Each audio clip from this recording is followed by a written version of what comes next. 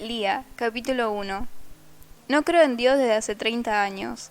Para ser precisa, debería decir que hace 30 años me atreví a confesarlo. Tal vez no creía desde tiempo antes. No se abandona la fe de un día para otro. Al menos no fue así para mí.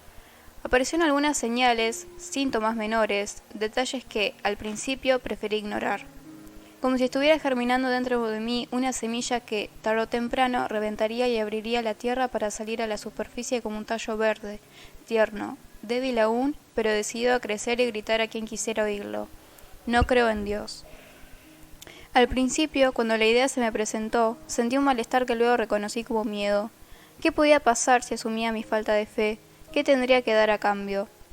Aquellos primeros pensamientos los eliminaba como un mal sueño del que era mejor despertar, o como una idea irreverente que debía descartar de plano a la espera de que llegara la próxima, un poco más sensata.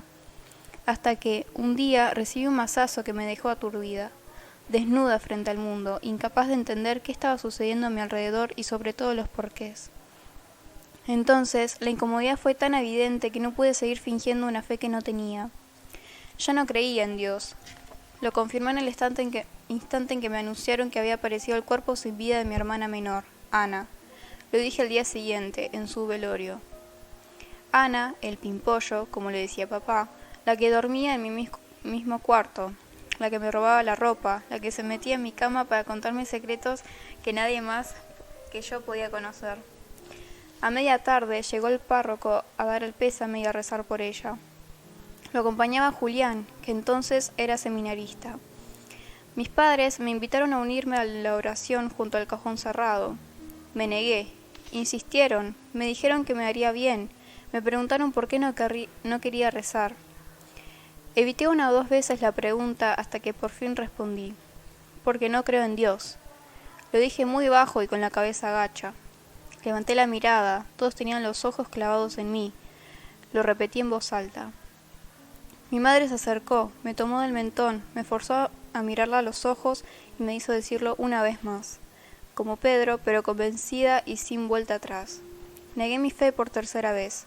Entonces Pedro se acordó de las palabras de Jesús que le había dicho: antes de que me cante el gallo me negarás 3 veces. Mateo 26:75. 30 años de ateísmo asumido y todavía puedo repetir pasajes de los evangelios de memoria, como si me los hubiesen tatuado en la piel con un hierro caliente. El número del capítulo, el versículo no los recuerdo, eso lo busco en el propio texto cuando quiero citar. Prefiero pensar que por deformación profesional y no por trastorno obsesivo compulsivo. ¿Por qué aún los recuerdo? ¿Con qué amenaza me los grabaron?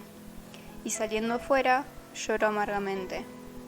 A diferencia de Pedro, yo no lloré. Me temblaron las piernas, pero, a pesar de eso, me sentí poderosa, dueña de mí, una edad en que todo eran dudas. Declararme atea incomodó a los presentes, excepto al cura, que no se dio por aludido. Con una sonrisa que pretendía ser compresiva, el padre Manuel definió mis palabras como la consecuencia de un enojo adolescente, entendible y pasajero, frente a la circunstancia brutal del asesinato de Ana. Mi madre se tranquilizó con la interpretación de que hizo el cura, aunque aseguró que yo no hacía otra cosa que querer llamar la atención, que ni siquiera frente a la muerte de mi hermana me detenía mi afán de protagonismo. Típica hija del medio, solía decirme cuando se fastidiaba conmigo. Ese día no lo dijo, pero lo debe de haber pensado. No entendí de dónde mi madre sacaba fuerzas para cualquier otra cosa que no fuera desgarrarse en vida por la muerte de su hija más pequeña. Mi padre, que era quien mejor me conocía y no tenía dudas desde que yo hablaba en serio, me apartó del grupo para pedirme que lo reconsiderara y que, mientras tanto, al menos dijera que era agnóstica. Carmen, nuestra hermana mayor, muy perturbada durante el velorio, pero sin abandonar ni un segundo su papel de encantadora de serpientes, intentando mostrarse como la más afectada por el drama que atravesábamos, aprovechó la ocasión para cobrarse viejas deudas conmigo. Lloró en los brazos de sus amigos de la Acción Católica y dejó de hablarme a partir de ese día. El único recuerdo de complicidad y cercanía que tengo de aquel momento fueron las miradas que crucé con Marcela, la mejor amiga de Ana, sentada en el piso a unos metros del ataúd, apoyada sobre la pared para no derrumbarse, sola, aturdida, dejando en claro que no quería que nadie la tocara, que nadie la consolara, sin poder parar de llorar. destrozada como yo, una seca, la otra empapada en lágrimas. Las dos estábamos, ostensiblemente, del mismo lado.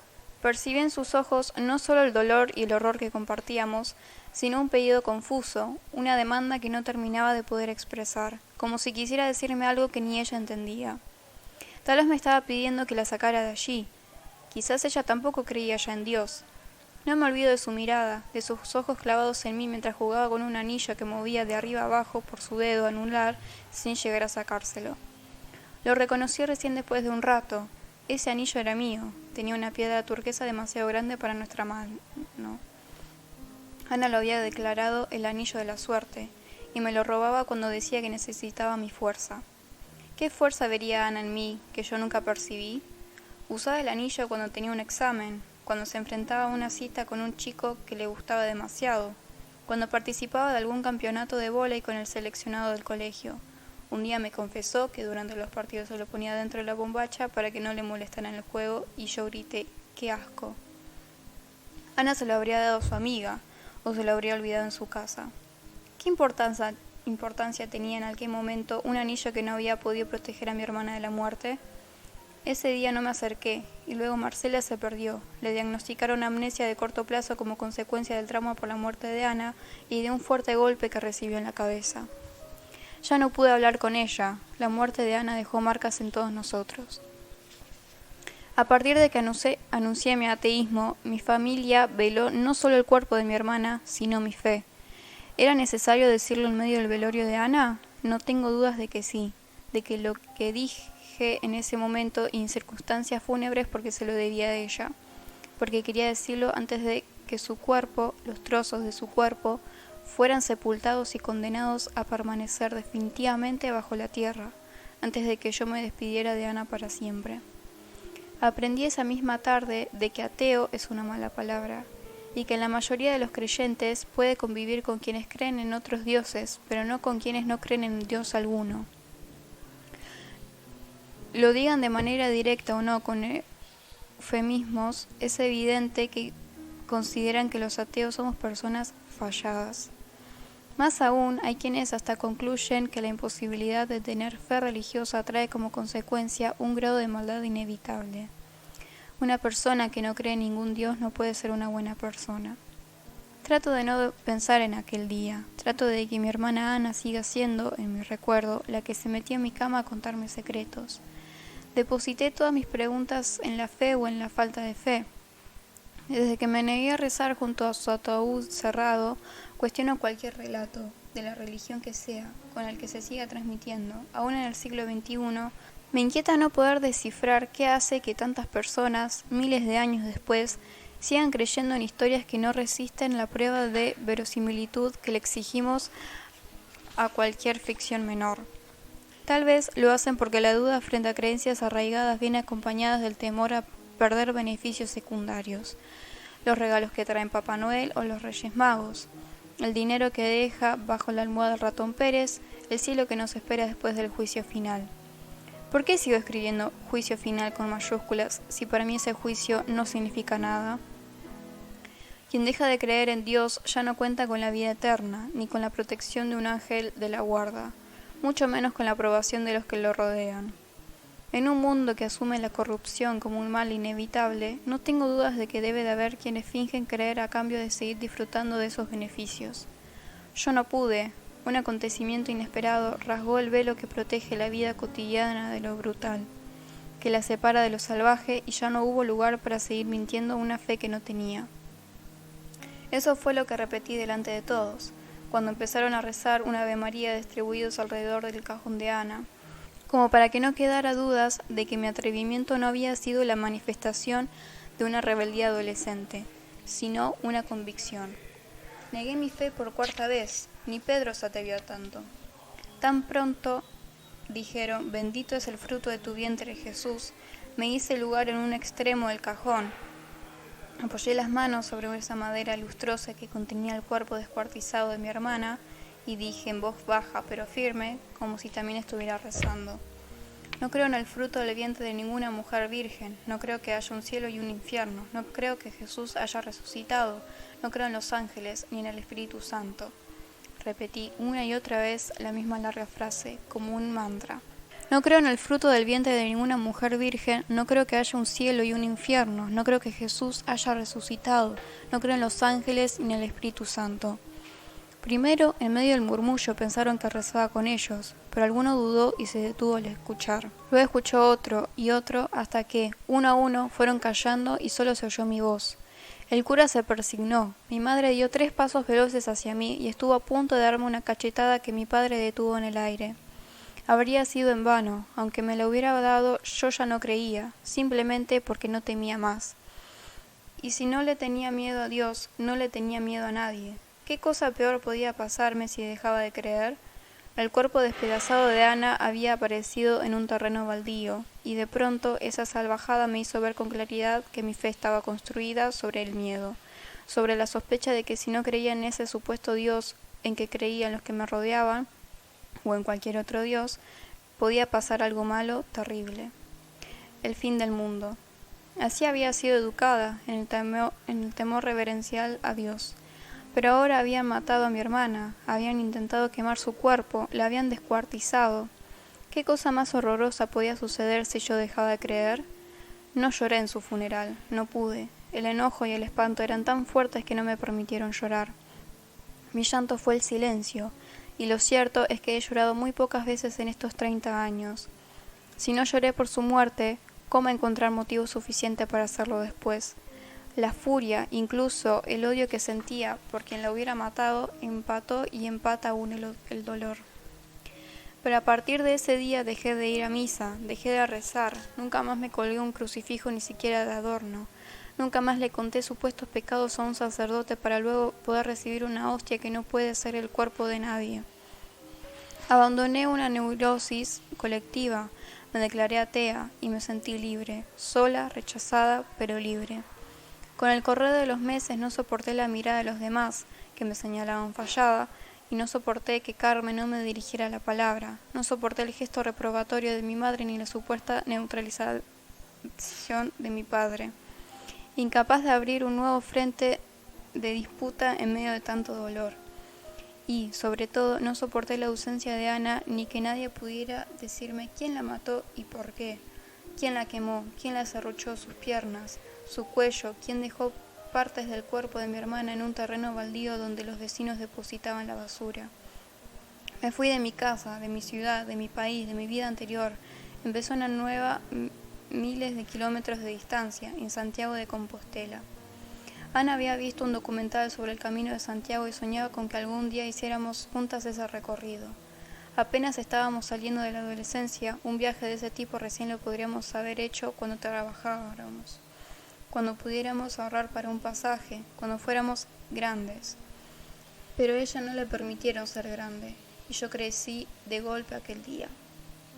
Conseguí un empleo de recepcionista en un consultorio médico y ahorré hasta que pude pagarme un pasaje barato a España, y luego el tren más económico a Madrid de Santiago de Compostela, un tren que paraba en casi todas las estaciones. Mi camino de Santiago fue ese, desde Buenos Aires y sin caminata. Al poco tiempo de instalarme en esta ciudad, conseguí trabajo también en recepcionista, pero en un hotel, donde llegaba a diario peregrinos de una fe que yo ya no tenía. Quizá vine hasta aquí no solo para cumplir el deseo de Ana, sino para entender por qué algunos sí creen en un cuento inverosímil narrado 1 y 1000 veces después de tantos siglos. Hoy tengo una librería en la misma ciudad. Después de que dejé mi primer empleo en el hotel, trabajé durante muchos años como vendedora en el salón y luego como encargada. Sus herederos me propusieron comprarla con tantas facilidades que aún hoy les agradezco la oportunidad de quedarme para siempre con ella. En esta librería voy a morir. No tengo dudas, es mi lugar en el mundo. Está ubicada en una calle por donde pasan peregrinos a diario. No se detienen a comprar libros antes de llegar a su meta, la Catedral de Santiago. Apenas miran de reojo la vidriera, pero varios de ellos, luego de instalarse en un hotel o en un refugio, vienen a mi librería y eligen algún ejemplar. Si no conocen el idioma, se llevan al menos una de fotos de la ciudad. Aquí termina su caminata, así que ya no le temen a cargar peso. Los oigo hablar, decodifico sus gestos, cada tanto entiendo sus lenguas. No tengo dudas de que muchos de los que caminan tampoco creen en ningún dios. de que son tan ateos como yo. No es la religión lo que los lleva a hacer el camino de Santiago. Marchan con el objetivo de llegar a un sitio concreto, de tener una meta, una certeza y probarse que pueden cumplir con lo que se propusieron como un desafío. Creen en sí mismos, en su perseverancia, en su fortaleza física y anímica para no abandonar antes de llegar. En eso ponen su fe, en ellos mismos. Una fe que siento bastante más cercana a la mía. Yo podría ser uno de esos peregrinos ateos. Disculpa, Lía. Ángela, la encargada de la librería, abrió la puerta de mi oficina sin golpear. Sí, dije disimulando el mal humor que me provocó la irrupción. Te buscan en recepción. ¿Quién? Pregunté sin mayor interés. Una tal Carmen Albertín. Me costó unos instantes comprender lo que Ángela acababa de decirme. Oír el nombre de mi hermana junto al apellido de Julián me sorprendió. Sabía que se habían casado tiempo después de que él abandonara el seminario. Me lo habían dicho mi padre en mi carta. Me enojé cuando me lo contó. Si bien había aceptado que mantuviéramos una correspondencia periódica y amorosa de padre e hija, también habíamos acordado, a mi pedido, que a menos que se descubriera quién había matado a Ana, nuestro intercambio epistolar no incluiría noticias mías ni de ellos. Era nuestro pacto, el compromiso de que seguiríamos buscando la verdad. Pero además yo no estaba dispuesta a leer nada que me remitiera a aquello que había dejado atrás, ni estaba dispuesta a revelar cómo había construido mi nueva vida. Solo quería seguir en contacto con mi padre, necesitaba su voz, aunque fuera por escrito. A pesar de saber que Carmen se había casado con Julián, nunca había asociado el nombre de mi hermana con ese apellido. Carmen Albertín. Nosotras éramos las hermanas Sardá, Carmen, Lía y Ana Sardá. Ana la linda, la de los ojos azules, la que se ponía colorada cuando mi padre le decía pimpollo frente a terceros y escondía la cara detrás de su cabello castaño. Ángela esperaba una respuesta. Yo había quedado en blanco, no atinaba a decir nada. Ella insistió. En cuanto dijo el nombre agregó que eran familiares tuyos. ¿Por qué hablas en plural? Carmen y quién más. Su marido, supongo. No me lo presentó, pero da la impresión de que son un matrimonio. Si quieres pregunto.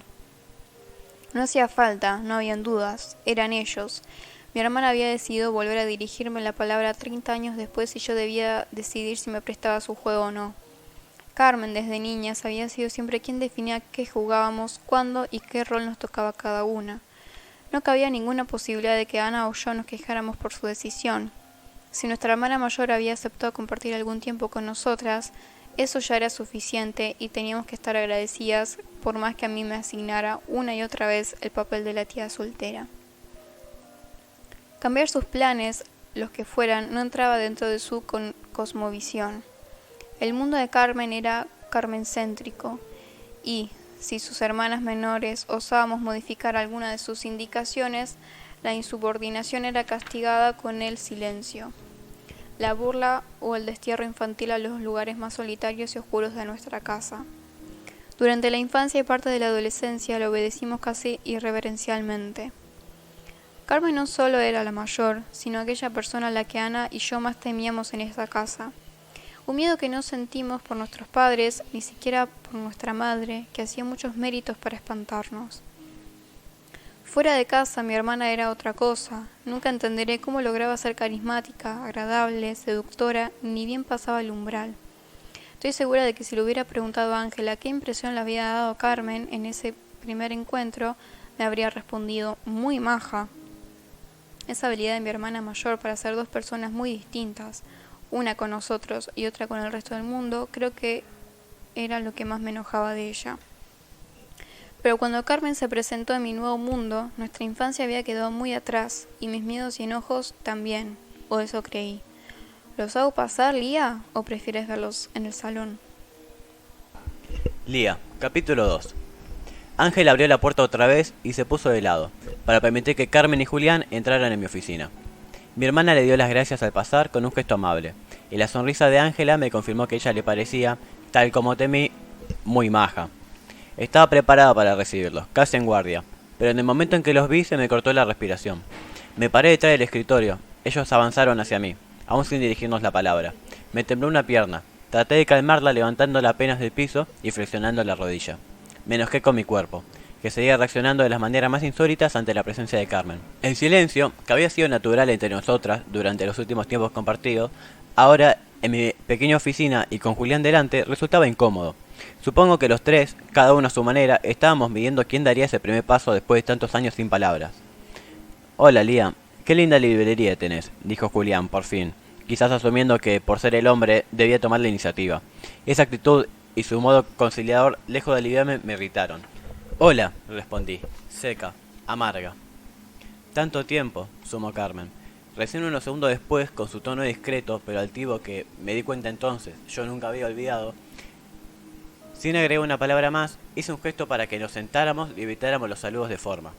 Julián corrió a la silla de Carmen y esperó parado detrás de ella para acomodársela. Mi hermana, en esa silla de oficina, sin gracia alguna que heredé de los dueños anteriores, parecía una reina. No hubo besos ni abrazos, ni siquiera nos dimos la mano. Carmen seguía siendo Carmen. Su pelo mantenía el color gracias a la tintura mensual, pero había perdido el brillo de la juventud. Sus caderas se habían ensanchado. La papada colgaba floja detrás de un pañuelo de seda que no cumplía el encargo de disimularla.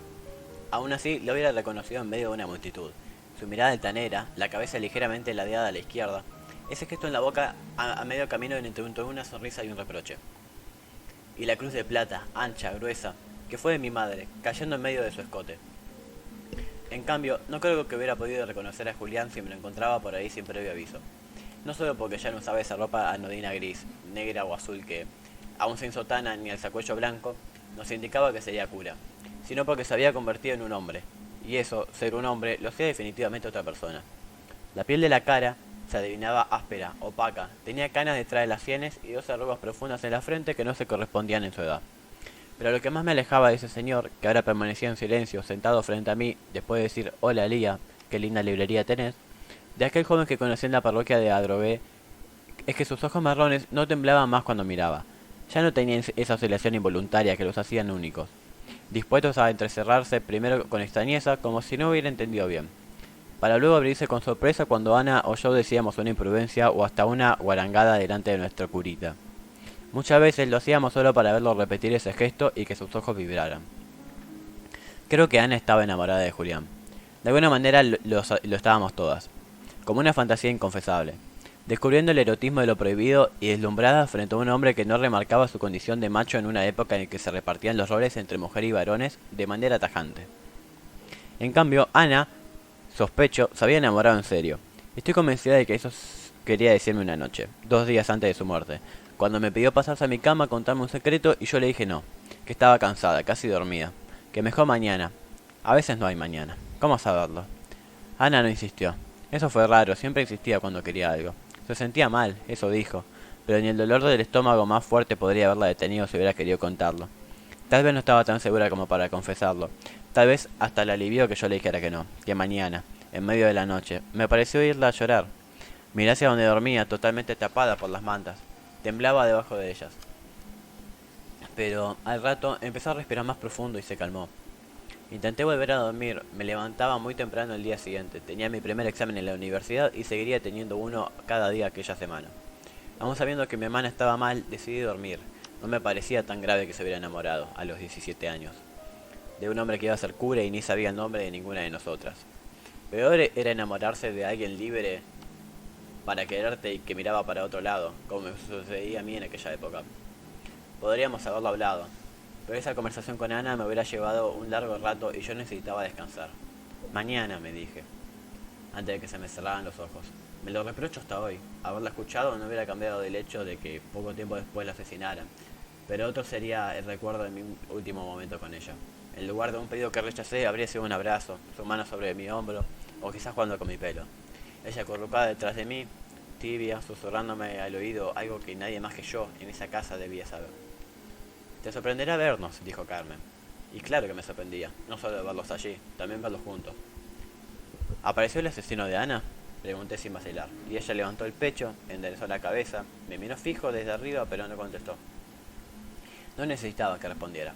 Sabía que no era ese el motivo por el que estaba en mi oficina.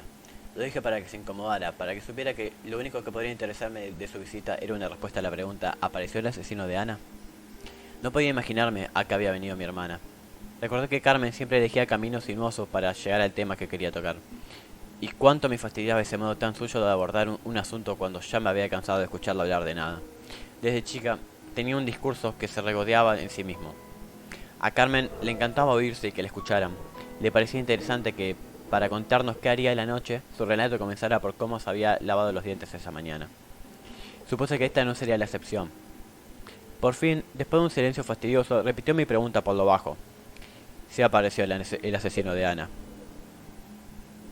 Luego dijo: Lía, la muerte de Ana a esta altura es un capítulo cerrado.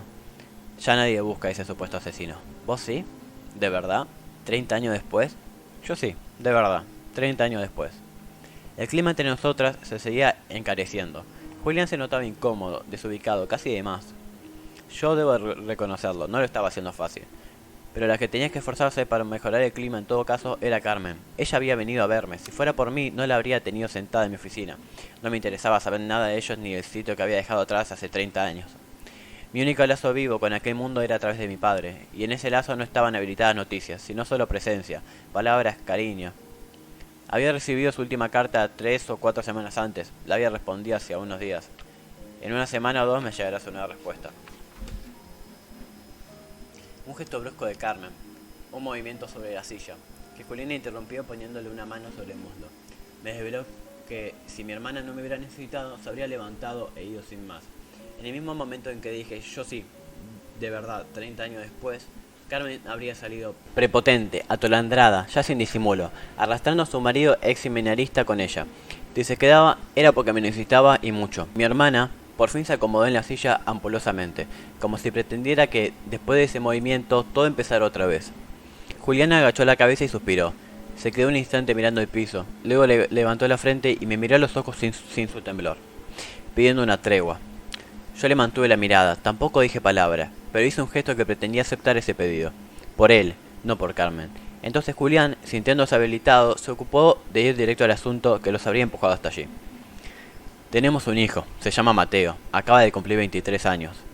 No me importaba que tuvieran un hijo, no me importaba ni siquiera saberlo, pero no me extrañó que le hubiera puesto ese nombre, él de un apóstol, o Jesús, o María Inmaculada, si hubieran tenido una niña. No dije nada y mucho menos pregunté por ese chico de que no tenía noticias hasta ese día. No me alegré ni me asumí tía de nadie. Sin embargo, en ese primer momento, malinterpreté el comentario de Julián. Creí que había sido apenas un intento de aflojar la tensión, sin advertir que, por el contrario, su hijo era precisamente el objeto de la visita. Aún así, francamente no me interesaba ni eso ni ninguna otra cosa de la vida de mi hermana. Si Julián y ella no estaban allí para decirme quién había asesinado a Ana, no entendía qué hacían conmigo en la librería, ni cómo había averiguado dónde ubicarme. Estaba convencida de que mi padre había guardado mi secreto, lo había prometido. Mi remitente era una casilla de correo para que nadie pudiera rastrearme. Él no les habría dado mis datos, ni siquiera el nombre de la ciudad donde me instalé. Tenían que haber llegado por algún otro camino. Traté de tener un poco más de paciencia, a lo informado por Julián. Se asomaba ahora Carmen y sus vueltas para decir las cosas. Mateo viajó para conocer algunas catedrales. Estudia arquitectura, pero ya desde chiquito tiene una gran admiración por las obras levantadas para adorar a Dios.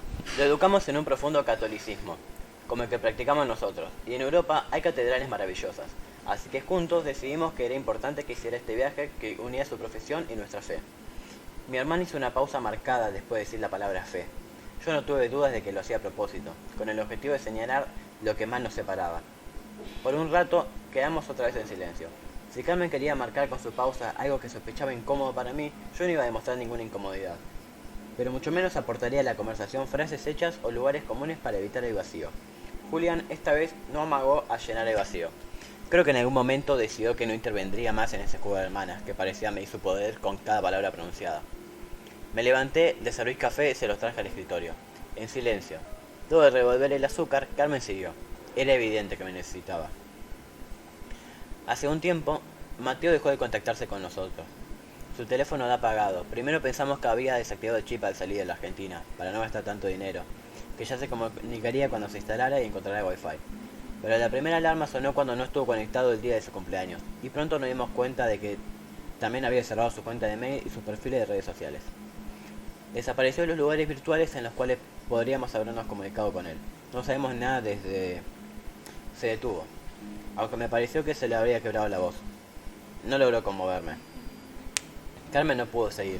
Levantó la vista y buscó una ventana donde clavar la mirada. pero en mi oficina apenas hay una muy pequeña que le debe de haber resultado insuficiente. Me hizo un gesto pidiendo un vaso de agua, me levanté, se lo alcancé y esperé que continuara. Después de beber, mi hermana aún seguía sin poder hablar. Julián, entonces, tomó la palabra y la liberó de esa congoja. Una debilidad inesperada en ella, al menos para mí. Empezaba a conocer a mi hermana en su calidad de madre. Pusimos a un especialista a investigar qué puede haber pasado. Sabemos que está vivo y eso es lo importante. Nos preocupa que haya tenido algún tipo de trastorno. Es un chico muy sensible y a veces la gente, demasiado sensible, camina por una cornisa muy fina entre la realidad y sus pensamientos. Vivía en casa, se suponía que al terminar el viaje por Europa regresaría. No es normal que corte toda comunicación con nosotros sin darnos una explicación. No hubo una pelea previa, ni siquiera una discusión. Sería extraño incluso si hubiera dado una explicación, aclaró mi hermana un poco más compuesta. Los tres somos muy unidos, vivimos felices, no hay lógica posible en esta desaparición. Me permití dudar. Nadie auténticamente feliz anuncia su felicidad, y menos en medio de un drama. En cambio, mi hermana hacía alarde de una maravillosa vida familiar, sin advertir lo inverosímil de su relato. No dudé de que su intención era no engañarme a mí, sino a ella misma. Más que una descripción, parecía una coartada que respondía a su propia necesidad de sentirse inocente. Si los padres son responsables de aquello en lo que devienen sus hijos, y Mateo se había convertido en un joven dispuesto a abandonar a sus padres, Carmen quería dejar en claro que ni ella ni Julián asumían responsabilidad frente a un acto que les parecía antinatural, descabellado, doloroso, injusto y que, sin dudas, estaban dispuestos a revertir. ¿Y cómo llegaron hasta acá? ¿Qué tengo que ver yo con todo esto? El investigador consiguió entrar en los movimientos de la tarjeta de crédito de Mateo. Ahí figura que las últimas 3 transacciones son compra de libros en esta librería. Hasta ahí el dato que manejamos en que Mateo está en Santiago de Compostela. Algo que no nos llamó la atención teniendo en cuenta el objetivo de su viaje, explicó Julián. Y que compraba libros, algo también usual en él, que lee casi enfermizamente, dijo Carmen, y me pregunté qué enfermedad se imaginaría. ¿Qué sería para ella leer enfermizamente? ¿Cuántas horas por día? ¿Cuántos libros por mes? ¿Será consciente de que me lo está diciendo a mí, que soy librera? Nuestra sorpresa fue mayor, siguió Julián, cuando el investigador quiso averiguar por qué solo hacía compras en esta librería. Y entonces supimos que la dueña del local sos vos, dijo. Y noté que a mi hermana le salía fuego de los ojos, como si yo, ignorante de lo que me contaban, tuviera la culpa de algo. Entonces, dije, ¿sabe dónde está nuestro hijo? Preguntó Carmen, ahora sin rodeos. Me acabo de enterar de que tenés un hijo. Si vino a esta librería jamás se presentó. Tal vez ni siquiera sepa que este lugar le pertenece a una hermana de su madre. Puede haberlo traído la casualidad, el azar. Claro, evaluamos esa posibilidad, dijo Carmen. Que Dios lo haya puesto en tu camino. Quizás Dios quería que nos volviéramos a ver. Lía, agregó Julián. No creo en Dios, los dos lo saben. Tal vez no creo en Dios, repetí antes de que agregaran nada. Y no hizo falta ni tercera ni cuarta negación porque fue enfática y rotunda. Así que no insistieron. Carmen revolvió en su cartera. Apoyó algunas cosas sobre mi escritorio para buscar mejor, aunque tuvo que mover algunos papeles y libros para hacerse lugar. No pidió permiso, lo que volvió a confirmarme que Carmen seguía siendo Carmen. Por fin me extendió una foto de su hijo. Lo miré. Era un chico de una belleza llamativa, casi impúdica. Estaba segura de que nunca antes lo había visto. Si lo hubiera tenido frente a mí, lo recordaría sin duda. No lo conozco, les confirmé. Si pudieras revisar tus registros y decirnos qué libro compró, tal vez el dato nos ayude para sacar algunas conclusiones, dijo Carmen, y agregó algo inusual en ella. Por favor, Lía. Durante un instante creí que quizás mi hermana era sincera en su ruego. Casi logró conmoverme, casi logró ser ante mí la Carmen que solía ser ante los demás. Pero entonces sacó un pañuelo y se sonó la nariz de una manera falsa, exagerada, sin necesidad, como hacía cuando éramos chicas y quería hacernos creer a Ana y a mí que se había puesto mal, que debíamos ceder a sus caprichos porque ella estaba sufriendo. Recordé todas las veces que mi hermana, después de lograr que yo bajara la guardia, me asestó un golpe en medio de la cara y me juré que esta vez no iba a permitir que lo hiciera. Fue un juramento en vano, porque Carmen me golpeó poco rato. ¿Y cómo? Lo voy a intentar, pero me llevará algo de tiempo revisar las facturas de compra hasta que aparezcan las de tu hijo. Creemos que volverá, interrumpió Julián. Nos quedaremos por la zona, intentando ubicarlo. Y por supuesto, si lo ves, si logras hablar con él, cualquier dato que puedas obtener, te lo vamos a agradecer. No queremos que esté en peligro real, amenazado por alguien o por algo, nada de eso. Pero a veces la propia cabeza es nuestra peor amenaza y nos lleva a creer cosas imprudentes, locuras. O a no creer, dije con ironía y pensando más en mí que en ese chico a quien no conocía. Sin duda, Carmen y Julián, en el velatorio de Ana, sin ser novios aún, cada uno por su lado, deben de haber pensado que yo estaba loca cuando me declaré atea. Está confundido, ya se le va a pasar. Confío en la educación que le dimos, pero sobre todo confío en el poder de la fe, sentenció Carmen. Y antes de que pudiera responderle yo no, agregó, te dejo mis datos para que puedas contactarnos. Mi hermana escogió un tarjetero de entre las cosas que había apoyado sobre el escritorio. Lo abrió, sacó una tarjeta celeste y me la dio. La foto conservala, hice varias copias. Ojalá se las pueda mostrar a tus empleadas. Quizás ellas sí lo hayan visto. Preferimos no mostrársela a nosotros. No nos gustan ese tipo de escándalos. Somos gente discreta, vos ya sabés. Otra vez sentí el fuego en sus ojos. Me imaginé ese fuego sumaría odios diversos. Que al escándalo de declararme atea en el velorio de Ana, le habrá seguido el escándalo de irme de la drogué para no beber más. Sin duda, el asesinato de Ana no entraría para Carmen en la categoría de escándalo familiar, porque nada le agregaba ese hecho al buen nombre y honor de la familia, más que ser protagonista de una tragedia.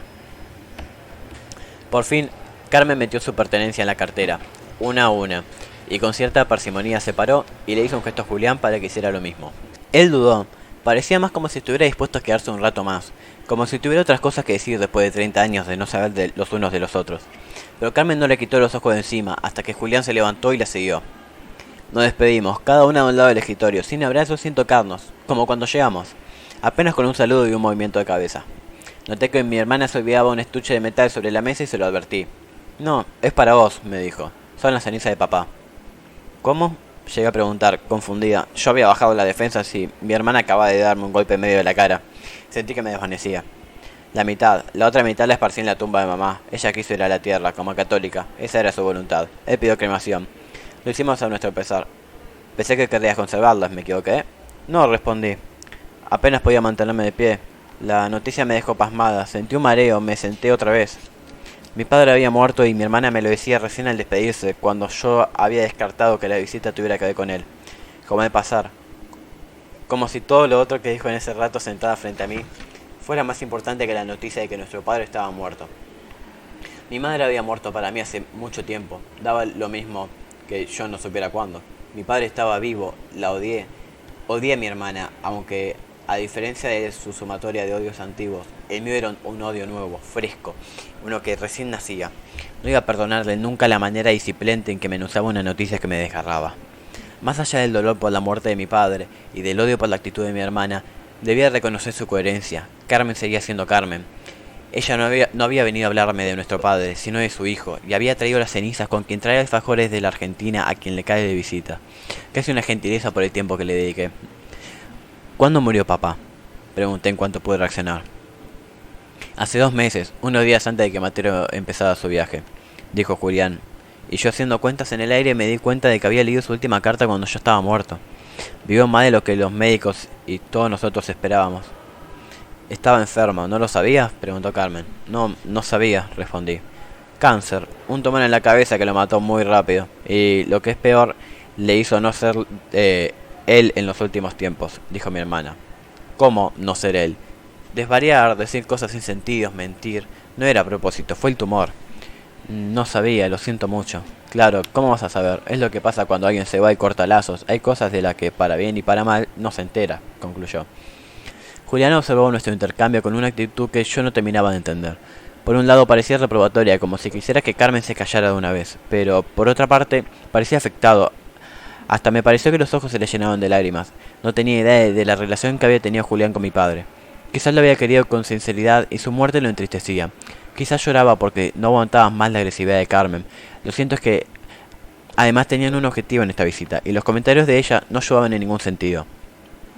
Habían venido hasta una librería a miles de kilómetros de su casa a pedirme un favor, pero Carmen no era capaz de contener su reproche, de evitar herir a quien necesitaba. Aquel gesto de mi hermana, por fin, había desvelado su intención. Quise que se fueran los dos. Ya no había nada más que hablar. Ellos habrán sentido lo mismo, porque apenas unos minutos después, Carmen y Julián salieron. Yo quedé sola, sentada frente a mi escritorio, sin poder moverme, con la vista clavada en el estuche que contenía solo las cenizas. Sonó el teléfono, la estridencia de la campanilla me ayudó a volver a mí. Guardé las cenizas de mi padre y la foto de Mateo en el cajón de mi escritorio. Tiré la tarjeta de mi hermana en el papelero. Recién entonces atendí. Lía, capítulo 3. Por unos días me olvidé de Mateo y de casi todo. Lo único que tenía en la cabeza era la muerte de mi padre, su soledad durante la enfermedad aunque hubiera estado rodeado de gente, su dolor o bronca por la conciencia del fin inminente. Me reprochaba mi egoísmo al haberle prohibido que me contara noticias que no fueran cerca del hallazgo del asesino de mi hermana. Debía haber estado con él o, cuanto menos, haberle acompañado en su padecimiento con las cartas que le mandaba, cada 15 días desde este lado del océano. Revisé sus respuestas varias veces. No había referencias ni indicios relacionados con el cáncer que lo iba matando en ninguna de las cartas que me envió. Tampoco frases que me alertaran de los desvaríos que mencionó Carmen. Tal vez una vacilación en el trazo, casi imperceptible, que solo advertí comparando unas con otras.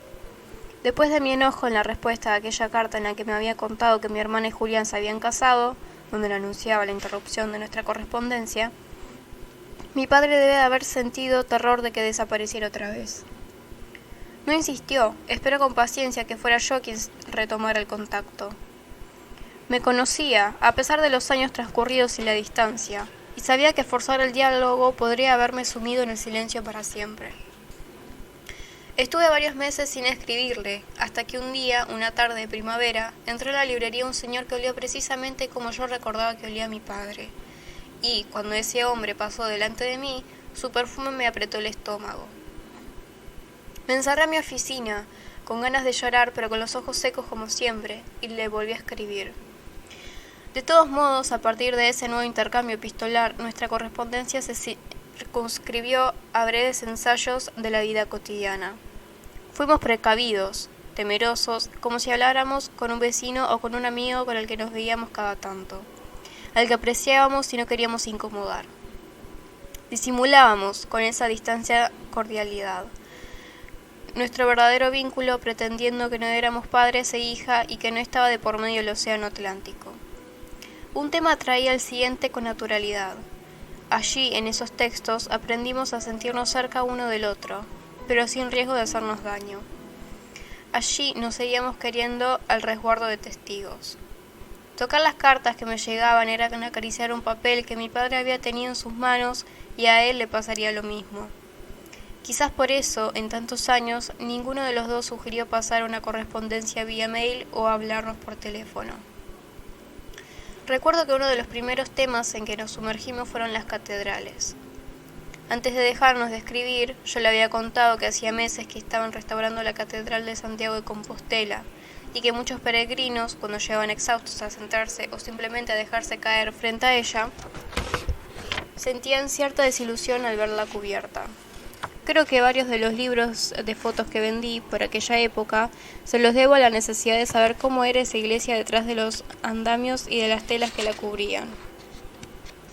En su primera respuesta, luego de que retomé el intercambio, mi padre me pidió que le describiera la catedral de mi ciudad en detalle, para que pueda verla como si estuviera allí con vos, frente a ella.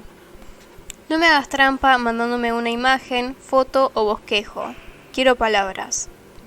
Él me pedía lo que yo le podía dar, palabras. Sabía que, en cambio, soy pésima dibujando.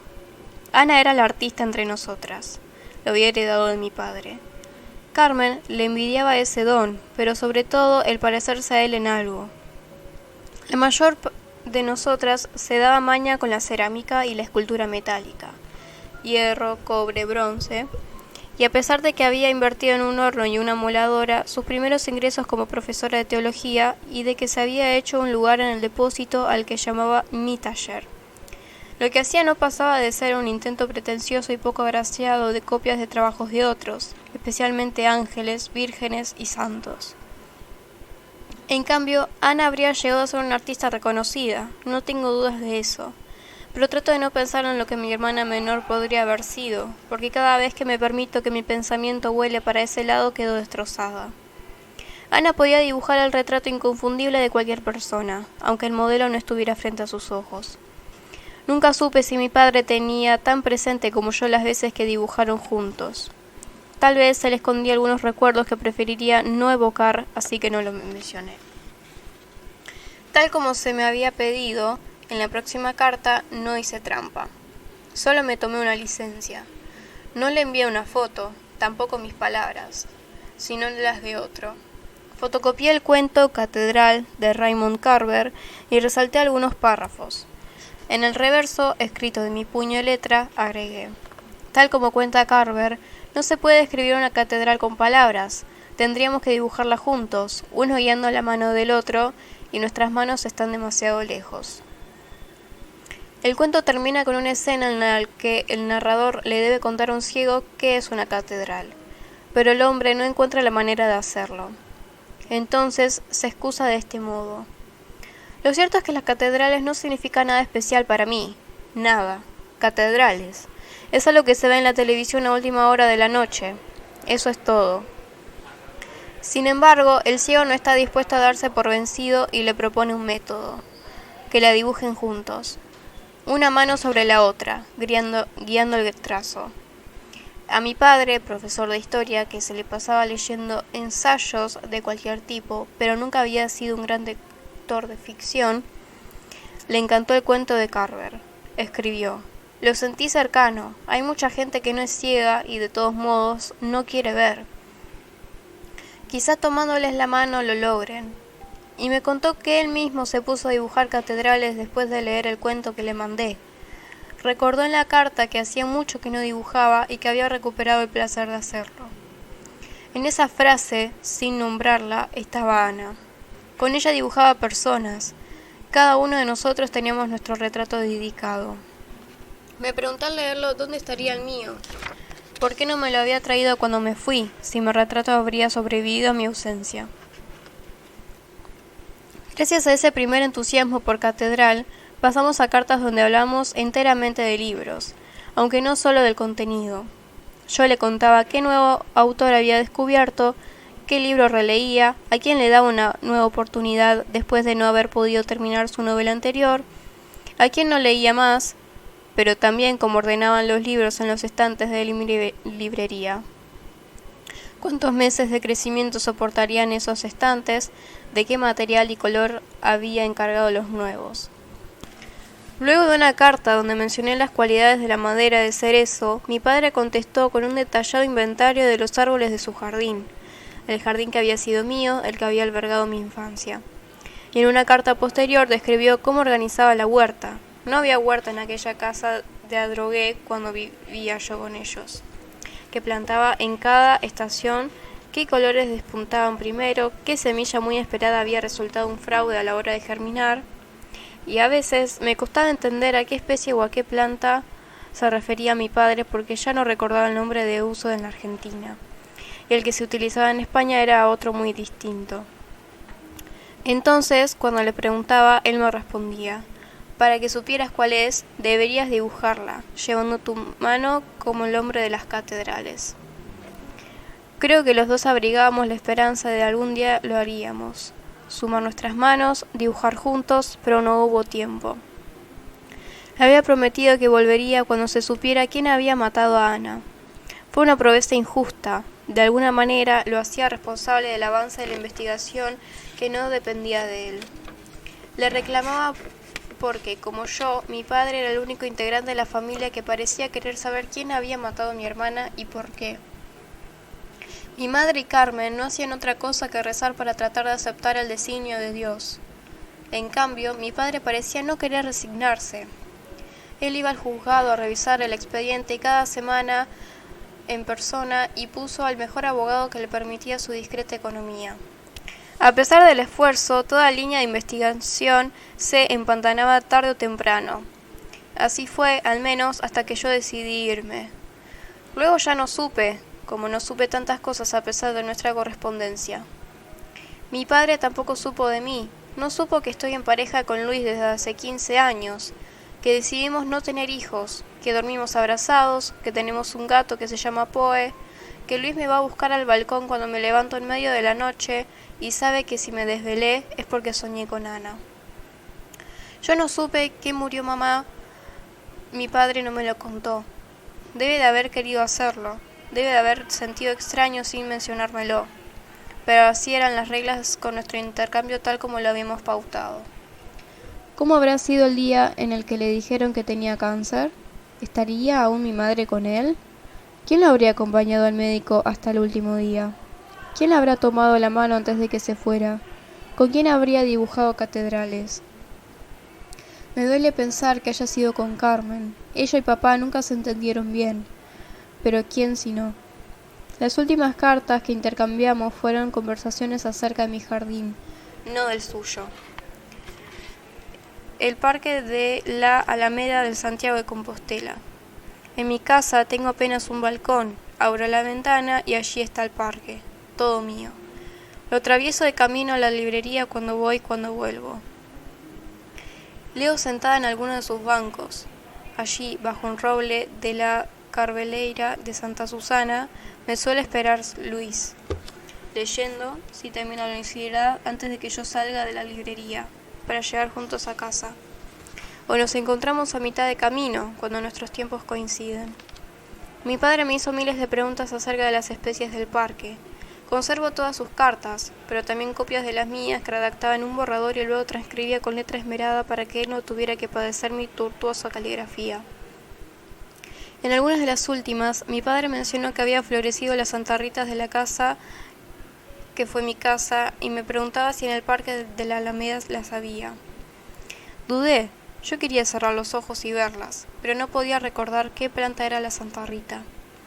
La forma en que nombramos las plantas, flores, frutos, aún usando un mismo idioma, devela nuestro origen tanto más que cualquier tonada. De allí somos, de donde florece o da fruto cada palabra. Cierro los ojos y no puedo verlas. Papá, como si estuviera ciega a esos recuerdos. Mi padre las describió con detalle en la siguiente carta. Ya que no puedo tomar tu mano y dibujarlas. Púas afiladas, tallo áspero que parece viejo, afán de enredadera que se encarama sobre otra planta, en una pared o en una columna como lo hacen en nuestra casa. Flores blancas, agrupadas de a tres y rodeadas de hojas moradas o fucsias según como les dé el sol. Me confundió que él hablara de flores blancas porque yo, como muchos otros, confundía las hojas moradas con la flor. Pronto descubrimos que lo que él llamaba Santa Rita en mi nueva vida se llamaba Bugnavila. Mi padre dedicó una de sus cartas a los múltiples nombres que recibe el arbusto.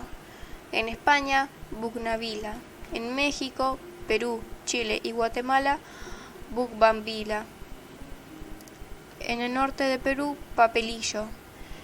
Napoleón en Honduras, Nicaragua, Costa Rica y Panamá. Trinitaria en Cuba, Panamá, Puerto Rico, República Dominicana, Venezuela, Veranera, en Colombia y El Salvador. El Parque de la Alameda, ese parque que siento en mi jardín, también la sustenta con orgullo. Le mandé a mi padre un plano con la localización exacta de las Bugnavilas, Santarritas, me respondió él. Yo había perdido la palabra con la que se las conocía en el lugar donde nací y vivía hasta los 21 años. Él quería que las recuperara. ¿Cuántas otras palabras habré perdido? ¿A qué lugar de la memoria irán a parar las palabras olvidadas? No era consciente de esa pérdida hasta que me lo hizo notar mi padre. En todas las cartas posteriores, incluso en la última, hubo alguna mención en las Santarritas Bugnavilas. Y, precisamente, en esa carta, la última, mi padre confesó como quien hizo una travesura. Postdata. Me siento en falta y debo decirte algo. La lista de nombres no la armé yo, se la pedí a un gran amigo, Mateo, que buscó en internet las distintas opciones. Él me las dictó una a una. Si hay errores, no son nuestros, sino de esa nube en donde los jóvenes buscan verdades. Serían buenos amigos vos y Mateo. Yo, a esta altura, sigo teniendo problemas con la tecnología.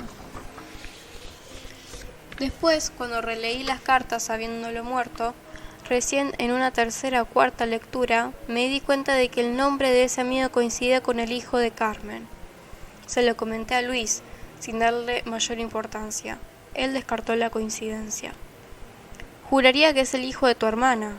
Tu padre no se debe de haber atrevido a mencionar a un nieto, pero dejó una pista para que tú sepas que existe alguien llamado Mateo, que ese alguien es confiable, que es amigo y que se entenderían bien. Tal vez por eso es que el chaval está en nuestra ciudad. Tendrías que tratar de encontrarlo, no por tu hermana, por ti y por él. No respondí. Luis sabe que cuando no respondo es porque me quedo pensando. Tengo mal carácter. Si algo no me gusta, lo digo en el momento y, por lo general, de feo modo. Por eso me llama polvorín, mi polvorín o polvorín mío. Que me quedé callada significa otra cosa. Frente a mi silencio, sonrió y se sentó junto a la ventana a leer. Al día siguiente, ni bien entré a la librería, fui a buscar la foto de Mateo y el cajón mi escritorio. Se la mostré a Ángela. El guapetón argentino, claro que lo conozco. ¿Cómo no haberlo visto?, dijo. Parece un lindo muchacho. Decir eso sabe a poco. Parece un modelo de Calvin Klein. ¿Hace mucho que no aparece? Sí, muchísimo, lamentablemente. Venía muy seguido. No compraba siempre, pero una pasada hacía casi a diario. Y se quedaba rato largo. ¿Sabes? Ahora que lo dices, sucedió algo extraño. Tal vez no tenga importancia la coincidencia. Decime, ¿te acuerdas el día que vino ese matrimonio a verte? ¿Cómo era el nombre? Sí, Carmen. Exacto, Carmen y su marido. Bueno, el guapetón había entrado a la librería apenas unos minutos antes. Yo le estaba entregando 2 libros que me había encargado hacía 3 o 4 días y que no teníamos en stock. Y de pronto, cuando esa gente se acercó a la caja, me pareció que él trató de ocultarse. De hecho, pegó una voltereta muy singular. Luego dejó los libros sobre el mostrador y se metió detrás de un anaquel, como si buscara algo. Nunca te lo dije, porque no venía a cuento y yo a ese argentino le perdonaba lo que fuera de lo bonito que era, pero me resultó muy extraño. Mientras tanto, y con él ahí escondido, entré a avisarte que estaban tus visitas. Luego los hice pasar y cuando volví al salón ya se había ido. Dejé los libros a un lado porque pensé que volvería, aunque hasta hoy no lo hizo. Le pedí a Ángela que si tenía esos libros a mano me los dejara verlos.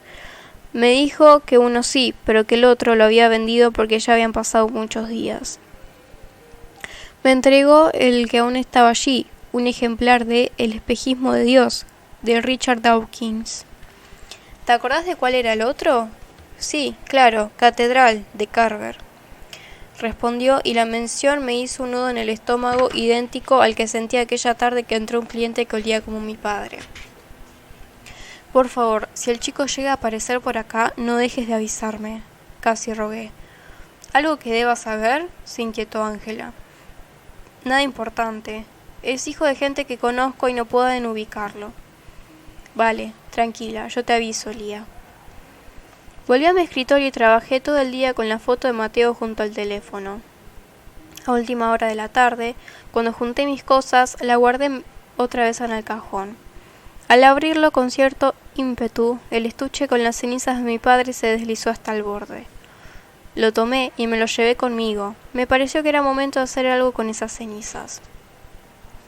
De camino a casa, atravesando el parque de la Alameda, me desvié hacia donde estaban las bugnavilas.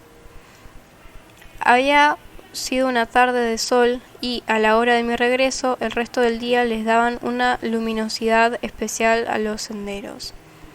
Me senté en un banco, dejé que la vista se me perdiera en medio de las plantas y evoqué la cara de mi padre. Sus ojos marrones, como los míos, su sonrisa amplia, su piel bronceada. No importaba la estación del año, él siempre se las arreglaba para leer al sol. Quise recordar su voz, no me fue posible, la había perdido. Saqué el estuche con las cenizas de mi cartera, pero lo retuve unos minutos entre las manos sin atreverme a esparcir el contenido. El metal empezó a levantar calor, se encargó con la temperatura que mi cuerpo le transmitía.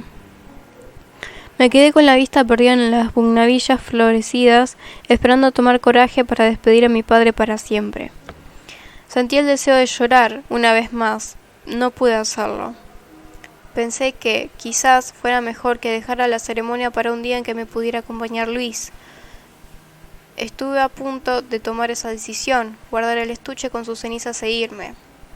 Pero, en el preciso momento en que abría la cartera para hacerlo, sentí que alguien ponía su mano en mi hombro. No dudé de que era él, mi marido, como si lo hubiera llamado con el pensamiento. Giré, sonriente, aliviada por la coincidencia. Sin embargo, quien estaba parado allí, detrás de mí, no era Luis, sino Mateo, que me miraba sin atreverse a decir nada. Tan bello como se veía en las fotos, mucho más alto de como lo había imaginado, tímido, muerto de vergüenza, inestable en sus casi 2 metros. Esperé, le di un tiempo a que fuera él quien por fin hablara. «Hola, Lía», pudo decir, luego de unos segundos interminables. «Hola, Mateo», respondí. «Qué bueno verte».